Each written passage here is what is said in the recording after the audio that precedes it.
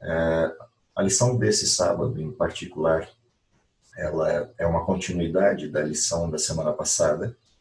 Na semana passada nós vimos a lição aspectos ligados à história que, de alguma maneira, não só comprovam ou demonstram a fidelidade da Bíblia, a capacidade de sustentação dos textos bíblicos, mas também nos dão a segurança de que ao longo dessa história existe um Deus controlando, acompanhando e dirigindo todos os elementos dessa história.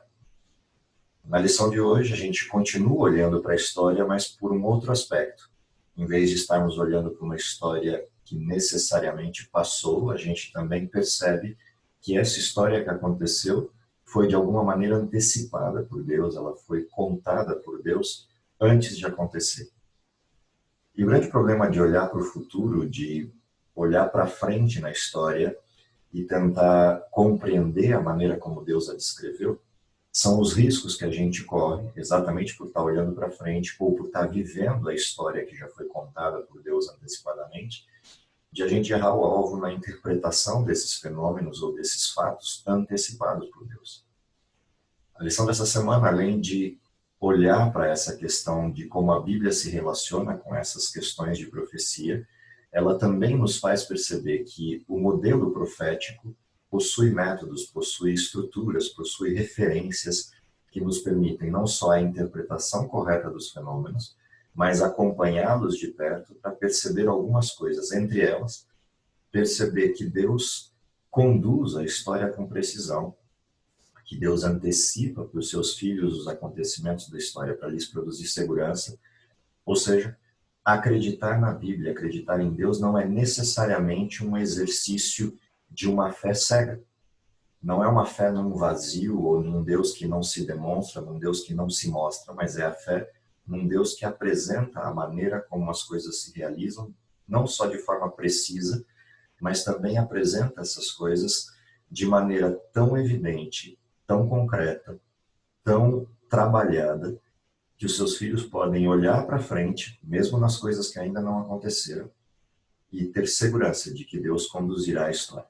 Há um texto que eu sempre repito quando a gente estuda profecias, que é o texto de Isaías, capítulo 46.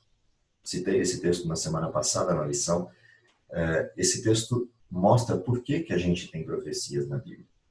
É a partir dessa referência do texto de Isaías 46 que a gente tem certeza de que só existe um Deus, um único Deus, que consegue desenhar a história, acompanhá-la e proteger os seus filhos. E, nesse sentido, as profecias nos dão essa segurança. A grande pergunta é como é que a gente pode interpretar as profecias? Como é que a gente consegue compreendê-las e não errar o alvo? A lição dessa semana propõe no seu verso inicial um clássico, talvez não, a maior profecia em termos de tempo, mas talvez a mais significativa de todas as profecias, não só por causa da sua extensão, mas por causa da sua dependência, interligação com outras profecias da Bíblia. A profecia das 2.300 tardes e manhãs e da purificação do santuário não é somente o coração e a identidade do movimento adventista, no sentido da profecia mais significativa desse movimento, mas também é a profecia por excelência que mostra a dependência de uma metodologia clara, de uma metodologia precisa para a compreensão das profecias. E um pouco disso é o que a gente viu durante essa semana, percorrendo alguns elementos do método, alguns elementos da metodologia de interpretação bíblica. Olhando para isso, caminhando exatamente nessa dimensão do método, como é que a gente interpreta profecias, a primeira coisa que a gente foi chamada a atenção foi olhar que a Bíblia tem um fluxo de história. Ela segue um desenho de história. A Bíblia não é só um livro que conta histórias, a Bíblia não é só um livro que descreve a história de pessoas. Ela é um livro histórico, ela é um livro que segue uma metodologia de interpretação semelhante àquela que usamos nos livros de história, o que nos permite trazer a Bíblia para um campo não só de fé, mas também para um campo de ciência. Óbvio, a gente não precisa da ciência para acreditar na Bíblia, mas uma vez que a Bíblia se permite ser um livro de história, ela se interliga com uma ciência, que é a ciência da história, e com todas as ciências de bordo da história, como a sociologia, a linguística, a arqueologia e até mesmo, em certo sentido, a paleontologia, a geologia e outras ciências que sustentam a história geral. Ou seja, ler a Bíblia é também se permitir um exercício de acompanhar a forma como a história do mundo se desenvolveu. Nesse sentido, se você observa a maneira como as profecias bíblicas são apresentadas, você vai descobrir que o método de compreensão das profecias é a sua íntima relação com a história. A forma como a história se desenvolve, com começo, meio e fim, é a maneira como as profecias são interpretadas.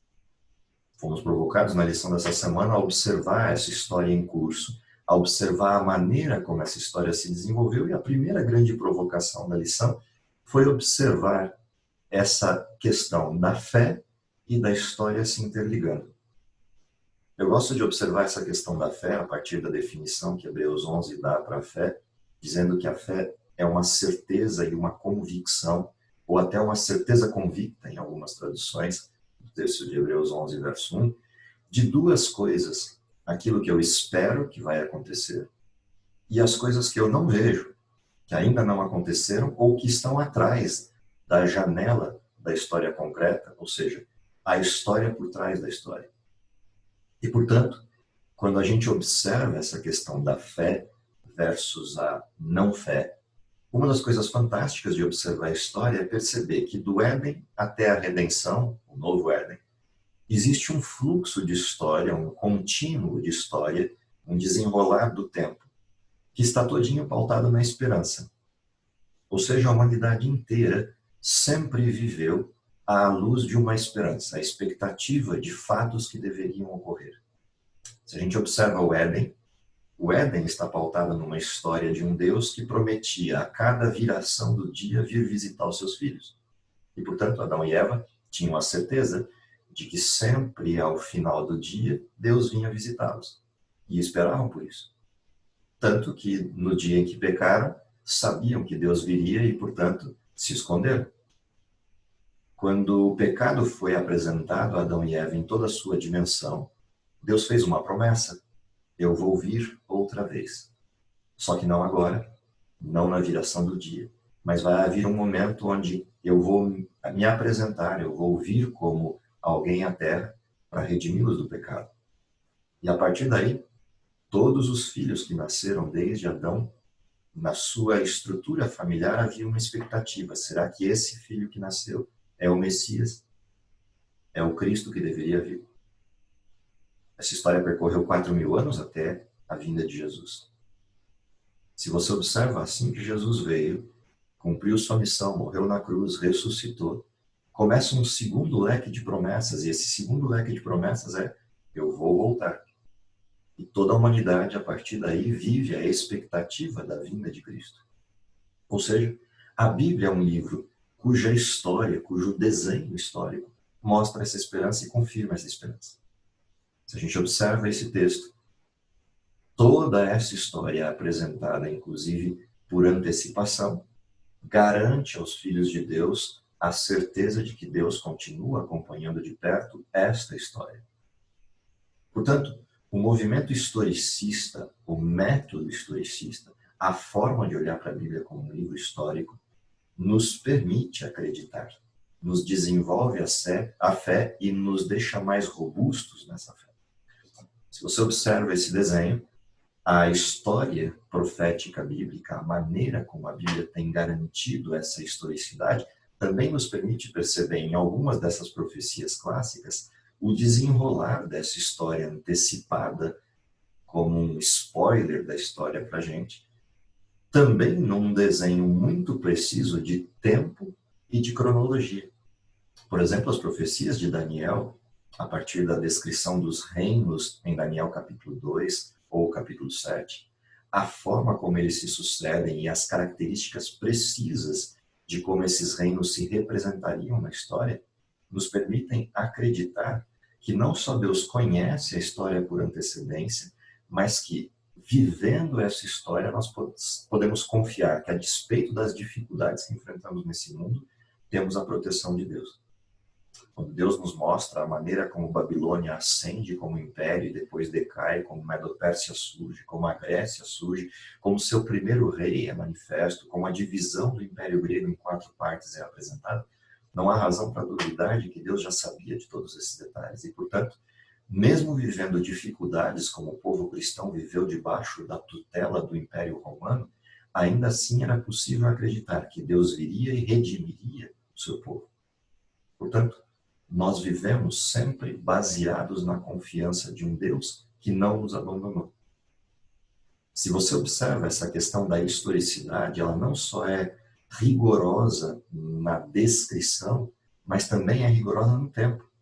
Ou seja, nós podemos acreditar que não importa quanto tempo demore para acontecerem os eventos descritos por Deus, eles vão acontecer no tempo determinado. E esse rigor das profecias que manifestam o tempo nos permite perceber que ao longo dos acontecimentos, pequenos detalhes, pequenos eventos vão construindo o contexto dessa história. E precisamente no tempo em que Deus prometeu, a história acontece. Para entender as profecias de tempo na Bíblia, a percepção de que a Bíblia segue um movimento histórico, a Bíblia foi construída dentro de uma metodologia histórica, é o que nos garante olhar para os tempos proféticos e entender como eles dependem dessa sequência histórica para acontecer. Eles estão interligados a isso. Isso nos faz perceber que alegorias ou métodos futuristas ou outras abordagens de interpretação profética nos trazem insegurança de como as coisas vão se desenvolver. Quando você adota um método histórico e percebe que a Bíblia segue rigorosamente esse encadeamento sequencial, essa linearidade da história, isso não só nos dá segurança de que Deus conduz a história, mas também nos dá segurança na interpretação. Imagine, por exemplo, você viver a dúvida de quando será de fato que eu poderia encaixar um evento histórico na história. Parece até contraditório, né? Que eu tivesse que encaixar um evento histórico na história. Quando, na realidade, se você usa uma sequência de tempo linear, eu não tenho que encaixar nada. Os eventos acontecem e, quando eles acontecem, eu percebo que a história já estava descrita.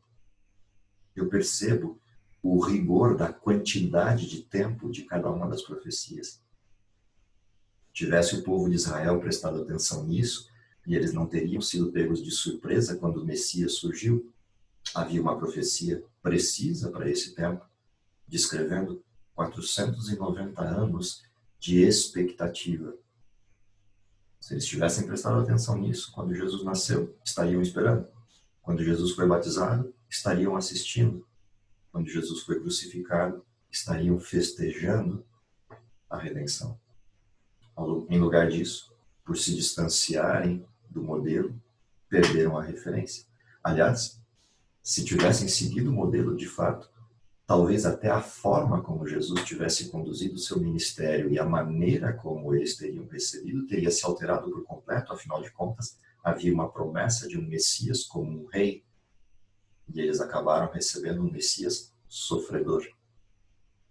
Talvez a morte de Cristo não fosse da maneira como foi.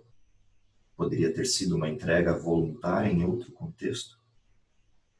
Não importa exatamente como teria sido, o que importa é como foi. A profecia se cumpriu e se cumpriu do jeito que havia sido prometido. É por causa dessa segurança que nós podemos olhar para o método historicista e saber exatamente em que tempo estamos vivendo e ter a segurança de que vivemos o último tempo da história. É por causa dessa segurança do método que os primeiros pais do movimento adventista puderam formar isso que hoje é um movimento robusto, cumprindo a missão do remanescente. É por causa desse método que podemos ter a segurança de que vivemos o tempo do juízo de Deus previsto no verso de memorização da semana. Essa profecia das 2.300 tardes e manhãs, quando aplicado o método historicista, nos permite com segurança dizer: estamos vivendo o tempo do juízo. Além de olhar para essas questões, percebemos durante essa semana que existem outros elementos de abordagem metodológica que nos permitem a segurança profética. Um desses métodos é o princípio dia ano, manifesto em vários textos da Bíblia. A lição dessa semana nos chamou a atenção para 2 desses textos como ponto de partida, como ponto inicial. Um deles é o texto de Números 14, verso 34, que expressava essa ideia. Por exemplo, quando o texto referencia que o desenho de profecia tem uma vinculação de dia e de ano, por exemplo, segundo o número dos dias em que espiastes essa terra, 40 dias, cada dia representando um ano, levareis sobre vós as iniquidades durante 40 anos, ou seja, aqueles 40 dias de espias sobre a terra prometida, uma terra renegada por Israel por não acreditar na promessa de Deus, levou Israel a permanecer 40 anos no deserto. Portanto, há uma expressão clara em Números de que Deus, apontando para frente, fazendo uma profecia sobre Israel, delimita que eles vão passar 40 anos no deserto por causa dos 40 dias de espiar a terra. Se você observa outro texto, que é o de Ezequiel, apresentado também na lição, o texto de Ezequiel ele nos traz uma referência distinta, pontuando essa estrutura profética. Por que esse princípio dia-ano é tão importante? Porque as profecias de tempo que a gente tem na Bíblia também dependem dessa referência para a gente entender, por exemplo, o que significava um tempo, tempos e metade de um tempo, ou os 2.300 dias da profecia, manifesto como 2.300 tardes e manhãs. Agora, uma questão interessante desse modelo, uma questão importante desse modelo, é perceber que outros elementos da profecia também nos dão segurança de que o princípio dia-ano pode ser aplicado às profecias temporais. Por exemplo, a gente pode observar nas profecias bíblicas que existem referências simbólicas, referências de períodos de tempo bastante longos, que dependem de uma aplicação do princípio dia-ano ou jamais teriam ocorrido da forma como descritas. Por exemplo, se a gente pega os símbolos das profecias clássicas de Daniel, se a gente pega essas referências simbólicas, como, por exemplo, os metais na estátua, mostrando uma sequência de impérios, os animais na profecia de Daniel 7 e a simbologia épica dos textos de Apocalipse, quando a gente cruza esses símbolos com os tempos proféticos que estão lá, por exemplo, se a gente pega a profecia dos animais, e olha lá que há um tempo de um dos reinos que deveria dominar por 1.260 dias, Daniel 7:25, quando diz lá um tempo, tempos e metade de um tempo, o que a gente percebe é que para essas profecias poderem descrever os impérios que estão lá, elas precisariam de muito tempo para acontecer. Esse muito tempo é incompatível com os dias ali descritos. Por exemplo, se a gente aplicasse 2.300 dias de maneira literal, como esses 2.300 dias poderiam estar conectados com um tempo tão longo quanto a descrição de Daniel 9 e a descrição de Daniel 2? Daniel 2 apresenta 4 grandes impérios, o Império Babilônico, o Império Medo-Persa, grego e romano, que somados os tempos, desde 600 a.C. até 470 depois de Cristo, são muito longos para apenas 1.260 dias dentro da profecia. Ou seja, o fato das profecias estarem apresentadas como símbolos implica que o tempo dentro delas também sejam simbólicos, ou seja, os dias ali apresentados também são símbolos. Por conseguinte, precisamos de um método que descreva esses símbolos, e o princípio dia-ano é o princípio mais preciso que a Bíblia tem de aplicação para dias em profecias, o que nos leva a acreditar que o tempo em todas as profecias que estão assim representadas como simbólicas, seja também um tempo simbólico. Aplicado o princípio dia-ano, as profecias se resolvem de maneira plena. E aí podemos entender que, por exemplo, aquele processo de descrição dos 1.260 dias, aplicados como anos, implicariam o tempo de domínio daquele reino que surgiria em sequência ao Império Romano. Outra coisa importante de perceber que esses longos períodos são necessários é que o cruzamento desses elementos nos permite identificar poderes, inclusive nos nossos dias. Poderes que vão se fechando no ciclo profético, como as expressões peculiares usadas dentro deles. Essa expressão tarde e manhã, das 2.300 tardes e manhãs de Daniel 8,14, é uma expressão que nos conecta à criação, que foi tarde e manhã o primeiro dia, o que nos faz perceber um dia completo. Esse dia completo, quando conectado ao texto de Números ou de Ezequiel, descrevendo o princípio de ano, e aplicados sobre essa profecia, nos fazem entender que aquele tempo delimitado lá nas 70 semanas de Daniel 9 nos levam a um tempo longo, e por isso Daniel capítulo 8 tinha descrito que a profecia era para tempo ainda muito distante de Daniel. Quando o anjo diz para Daniel, encerra essa profecia, sela essa profecia, guarda essa profecia, porque ela não é para o seu tempo. Mas a profecia dos 70 anos, das 70 semanas, era para o tempo de Daniel. Há uma conexão interessante entre esses dois textos. Quando o texto diz que as 2.300 tardes e manhãs se alongariam no tempo, mas que as 70 semanas eram para o povo de Daniel, as 70 semanas descrevem a reconstrução de Jerusalém e, portanto, tinham a ver com Daniel. Mas, ao mesmo tempo, elas marcavam o início das 2.300 tardes e manhãs, que era para um povo muito distante de Daniel.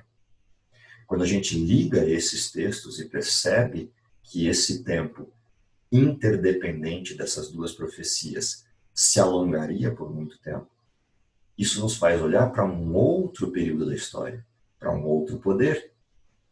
Quando a gente liga esses poderes com o que estava descrito em Daniel 7, a gente percebe o significado disso. Aquele poder que surgiria e reinaria por 1.260 dias seria o auge do tempo que levaria ao cumprimento das 2.300 tardes e manhãs.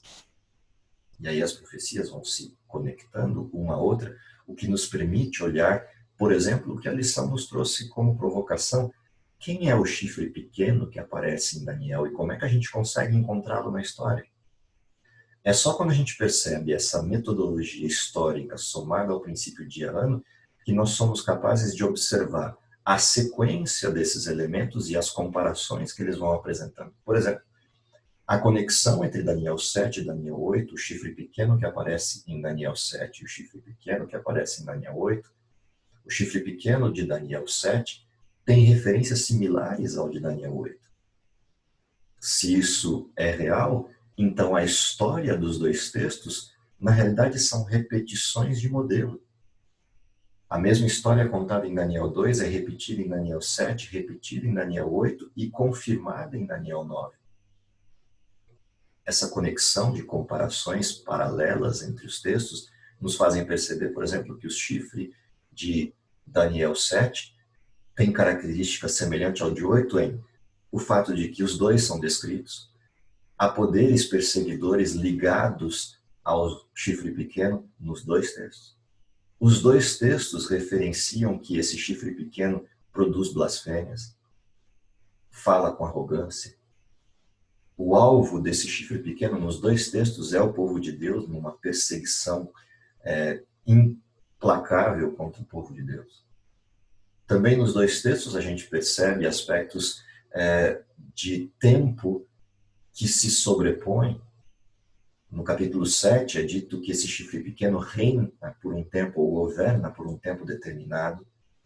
No capítulo 8 a gente percebe um clamor do povo de Deus perguntando até quando vai durar isso. E o anjo responde, é necessário que se espere um tempo. Você percebe uma conexão nos dois textos com o fim da história.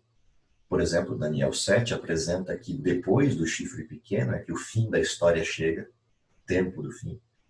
Já em Daniel 8 é descrito que ao fim do modelo, Deus exerce juízo e sobre esse juízo virá a redenção.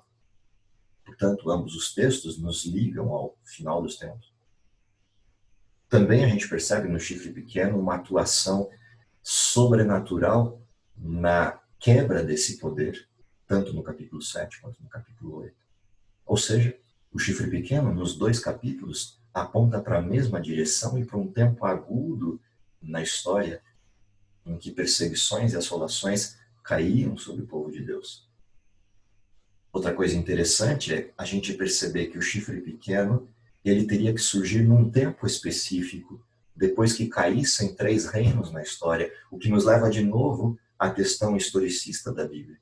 Teriam que passar os 4 impérios, surgirem 10 reinos que derrubariam o 4º império, o Império Romano, e 3 desses reinos precisariam cair, e quando a gente vai à história, a gente observa que esses 3 reinos de fato caíram, os Hérodos em 493, os Vândalos em 534 e os Ostrogodos em 538, ou seja, a profecia não só é precisa nos detalhes, mas nos dá exatamente o tempo em que deveria iniciar aquele reino que governaria por um tempo, tempos e metade de um tempo, ou 1260 dias.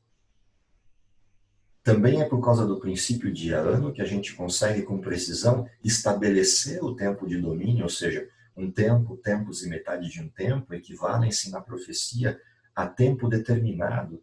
Por isso que Apocalipse vai descrever esses textos como 3 anos e meio, ou em outras referências, 1260 dias. Ou seja, quando a gente conecta os textos de Daniel com os textos de Apocalipse, o que a gente percebe é que a Bíblia é um todo de interpretação. E por isso, a interpretação nunca é feita por um texto isolado. É uma história completa e única do começo ao fim da Bíblia. Esses 1260 dias de domínio desse poder que surgiria representado pelo chifre pequeno que perseguiria o povo de Deus, se fecha exatamente com o desenho do cristianismo medieval, a Roma cristã que substituiu a Roma pagã. Curiosamente, é essa Roma cristã que persegue os fiéis durante o período medieval, matando como hereges vários cristãos que insistiam em manter a Bíblia como única regra de fé e doutrina, ao contrário do cristianismo medieval, que trazia a tradição como contraponto à Bíblia. É por conta da interpretação fiel da Bíblia que a gente descobre que esse poder ascende em 538 como modelo absoluto na Europa depois da queda dos 3 reinos, quando os ostrogodos encerram o período de domínio romano na sua última batalha, derrubando a cidade de Roma, começa a contar a hegemonia cristã. O decreto de Justiniano é posto em prática, o bispo de Roma ascende como autoridade na Europa e, curiosamente, de uma forma não prevista, em 1798, exatamente 1260 anos depois, o que acontece é o general Berthier, a mando de Napoleão, vai lá e prende o bispo de Roma, o Papa Pio VI, retira a posse da igreja, dos seus bens, e a estrutura do cristianismo medieval recebe aquilo que Apocalipse descreve como uma ferida mortal. Quando a gente fecha esse ciclo histórico, é que a gente percebe a solidez do princípio dia-ano, ou seja, os 1260 dias de Apocalipse 12, verso 6, ou um tempo, tempos e metade de um tempo, de Daniel, capítulo 7, 25, ou Daniel 12, ou ainda a referência precisa dos 42 meses de Apocalipse 11, 3, ou de Apocalipse 13, todo esse período se refere a um único poder. Não poderia ser interpretado como dias literais, do contrário, a gente jamais acharia o cumprimento profético. O princípio de ano nos faz perceber a solidez de como Deus antecipou um tempo tão longo de história. Mas não só isso, isso nos permite olhar para outros aspectos da profecia, como, por exemplo, o fato de que lá em Daniel, capítulo 7, havia um juízo previsto de um tribunal que se assentaria, de livros que seriam abertos e de um processo de julgamento que deveria iniciar, exatamente na sequência do domínio daquele poder de 1260 dias. Afinal de contas, quando você vem lendo o texto e vai a Daniel 8, você percebe que surgiria um chifre pequeno. Daniel 7, melhor dizendo, surgiria um chifre pequeno no verso 8. Esse chifre pequeno que surgiria e cresceria, ele se tornaria robusto, derrubando 3 outros chifres. Curiosamente, na sequência dele, o texto diz que Daniel continua olhando para a profecia e percebe que após ele são postos uns tronos. Ou seja, se eu observo esse tempo, até 1798, um pouco depois disso, deveria se assentar o tribunal de Deus. A grande pergunta que persiste no capítulo 7 é quando esse tribunal se assentaria. É só quando a gente chega no capítulo 8 que a gente descobre essa data. O capítulo 8 descreve que o santuário precisava ser purificado e o tempo da purificação seria depois de 2.300 tardes e manhãs. Quando você junta o capítulo 7 e o 8, isso dá uma sequência histórica, um desenho preciso do cumprimento desse modelo. Portanto, é a observação sequencial destes reinos que nos permite saber exatamente quando o juízo de Deus seria iniciado, quando Deus começaria o processo redentivo que culminaria com a volta de Jesus, a purificação do santuário. Porque a purificação do santuário diz respeito ao juízo, além do fato da conexão com o capítulo 7 de Daniel, a purificação do santuário em Israel representava o juízo de Deus sobre todo o exercício sacrificial judaico. Uma vez por ano, o dia da expiação acontecia e Israel era passado em revista. Todos os pecados deveriam ser considerados perdoados ou o sumo sacerdote pagaria com a vida. Portanto, Israel era julgado no seu ano eclesiástico. Sob a representação profética, a purificação do santuário aponta para o julgamento do povo de Deus. O curioso é quando você põe todas essas profecias alinhadas e percebe que o desenho se forma. Se você observar à direita desse gráfico em tela, logo depois de 1798, termina o tempo profético das 2.300 tardes e manhãs, que deveriam ter sido cortadas da profecia das 70 semanas. Se você observa, o texto das 70 semanas dizia que, ao você recortar um tempo dentro do outro, uma visão reposta dentro da outra, uma visão complementar à outra. As duas começavam na mesma data, quando saísse a ordem para a restauração de Jerusalém. Se você conta o tempo desde 457 até o final das 2.300 tardes e manhãs, o tempo bate exatamente após 1798. Ou seja, o texto de Daniel 7, quando nos dizia: continuei olhando e depois disso vi que foram postos uns tronos, se você observa a sequência das 2.300 tardes e manhãs, um pouquinho depois dos 1.260 anos de domínio medieval, acontece o início do juízo. A performance das profecias é algo que nos encanta quando observamos esse rigor histórico com que elas se cumprem. Além disso, há uma tipologia nos modelos proféticos, e a lição fecha com um olhar para essa questão. O que significa olhar essa tipologia? É que as referências apontadas no Velho Testamento e reproduzidas no Novo, nas repetições da profecia, nos mostram uma conexão dos símbolos. Ou seja, por que essa tipologia é interessante de ser observada? Porque a própria Bíblia interpreta os tipos. Ou seja, eu não preciso adivinhar o significado da profecia. A Bíblia se auto-interpreta. A Bíblia é o mais seguro método de interpretação da própria Bíblia. Também fomos chamados a atenção, na lição, a perceber que exatamente por causa disso, de que a Bíblia se interpreta, eu sou retirado de um ambiente perigoso chamado especulação. Eu não preciso ficar adivinhando a interpretação. A interpretação já está dada. Basta um estudo diligente, um estudo cuidadoso, e a interpretação salta aos olhos pelos próprios textos bíblicos. Portanto, o único guia seguro para a interpretação da Bíblia é ela mesma. Sim, a gente usa a história, a gente usa a arqueologia e outros elementos para reconstituir a história geral. Mas a interpretação da Bíblia não se faz pela história geral. A interpretação da Bíblia se faz pela Bíblia, e eu vou à história geral para verificar quando aconteceram essas coisas.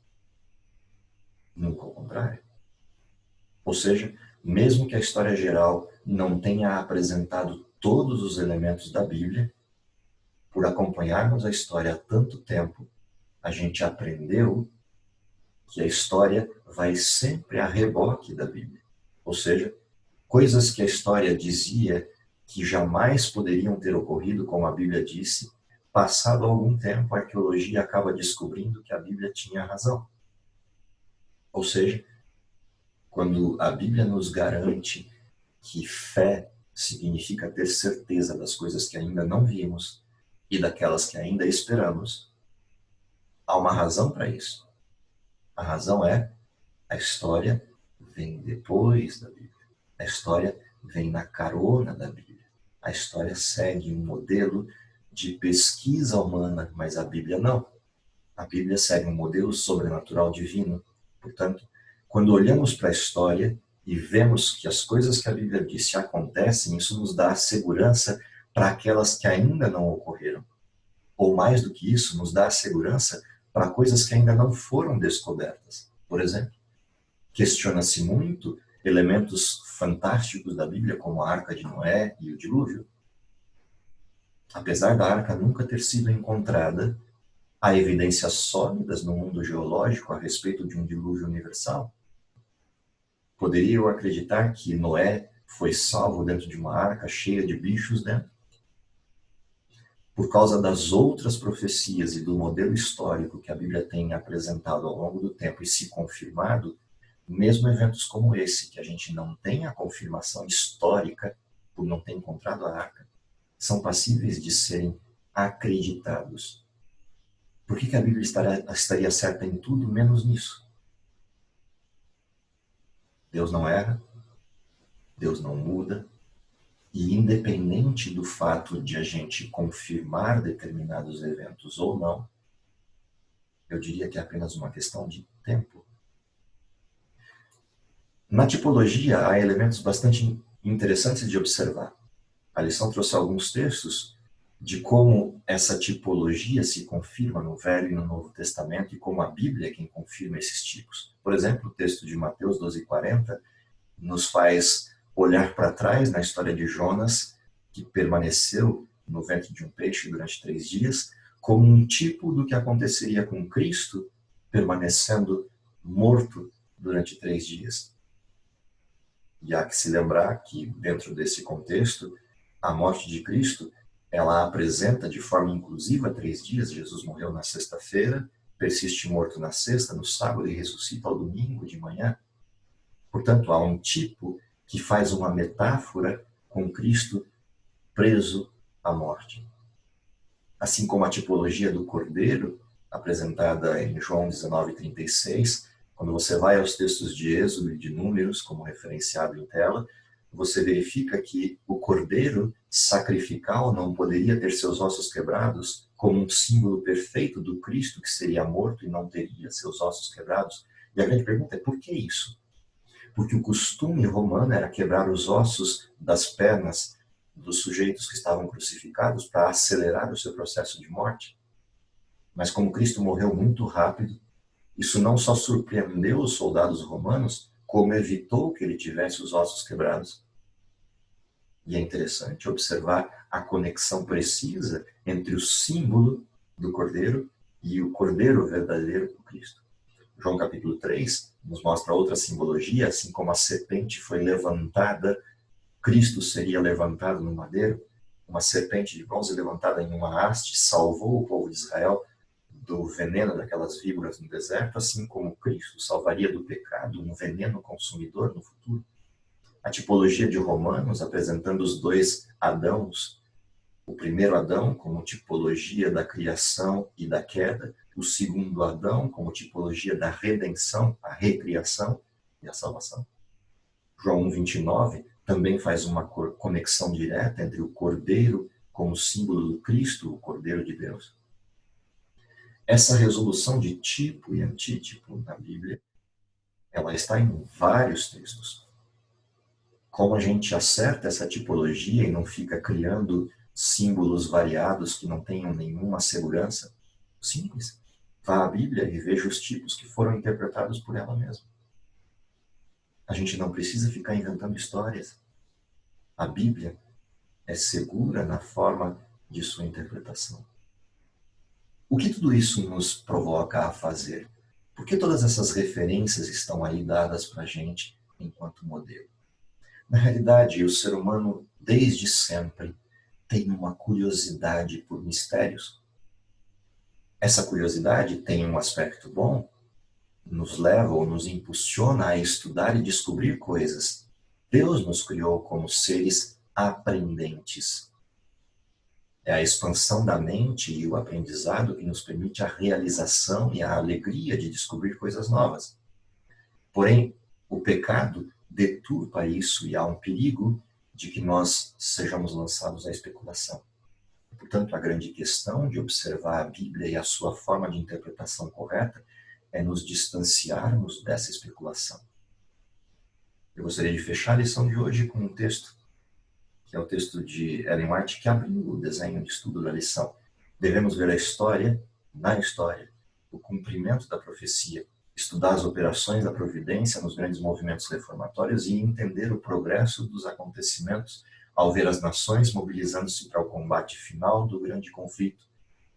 É por essa razão que Ellen White coloca que o estudo de Daniel e Apocalipse são importantíssimos para quem vivesse no tempo do fim, porque ninguém mais do que nós, vivendo no último tempo da história, teríamos a oportunidade de olhar toda a história profética. Todas as profecias de tempo já se cumpriram, todas as profecias longas da Bíblia já aconteceram. Portanto, quem vive no tempo do fim e estuda com bastante afinco o livro de Daniel e o livro de Apocalipse, tem a oportunidade de perceber que durante os últimos 6.000 anos de história, Deus com precisão cuidou do seu povo e, portanto, não seria diferente nessa última fase. Mas não só isso, quem vive no último tempo da história tem a chance de ver Cristo voltando ainda vivo e, portanto, pode viver baseado nessa esperança com segurança. E mesmo que isso não ocorresse por algum alargamento do tempo, ainda assim as profecias nos dariam a segurança de que podemos esperar. Ou seja, as profecias nos permitem, de forma bastante clara, de forma bastante precisa, entender o tempo em que vivemos, entender que Cristo está voltando e entender que temos uma missão a cumprir. Portanto, o meu desejo para você, nesse sábado, é que você reafirme a esperança. Olhe para frente na certeza de que Cristo virá. Olhe para frente na certeza de que Deus não nos deixará à sorte e à mercê dos acontecimentos. Muito pelo contrário, está ansioso por voltar para resgatar os seus filhos. Que Deus abençoe você, que Deus te dê a oportunidade de tempo, mas acima de tudo, a compreensão pela ação do Espírito Santo dessas profecias maravilhosas que nos renovam a esperança, nos dão a segurança, mas acima de tudo nos dão a força para cumprir a missão. Que Deus abençoe você, que você tenha um resto de sábado muito feliz e nos vemos com a graça de Deus no próximo sábado, na próxima lição. Até mais.